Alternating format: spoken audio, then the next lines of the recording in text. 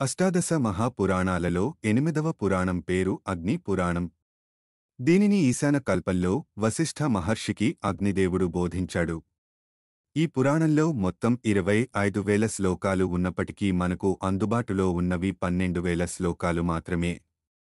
అగ్ని పురాణాన్ని మహావిష్ణువు యొక్క ఎడమ పాదంతో పోలుస్తారు. ఈ పురాణంలో దశావతార వర్ణన గురించి, రామాయణ మహాభారతాలలో కొన్ని ఘట్టాల గురించి, దేవాలయ నిర్మాణ ఫలాల గురించి, స్వప్న ఫలితాల గురించి, శకుని విజ్ఞానం గురించి మరియు సాలగ్రామ లక్షణాల గురించి చెప్పబడింది. గ్రంథకర్తలు అగ్ని పురాణాన్ని భారతీయుల సమస్త విజ్ఞానం కోసం రచించబడింది అంటారు. ఈ పురాణంలో అనేక విధాలైన దేవాలయాల నిర్మాణ కళను వివరించడంతో పాటు విగ్రహ ప్రతిష్ఠ మరియు విగ్రహారాధన యొక్క విధానం చెప్పబడింది. ఈ పురాణంలో ఆయుర్వేదం గురించి, గాంధర్వవేదం మరియు అర్థశాస్త్రం వంటి వేదాంగాలకు సంబంధించిన విషయాల గురించి చెప్పబడింది. ఇలాంటి మరిన్ని వీడియోల కోసం మా ఛానల్ను సబ్స్క్రైబ్ చేసుకోండి.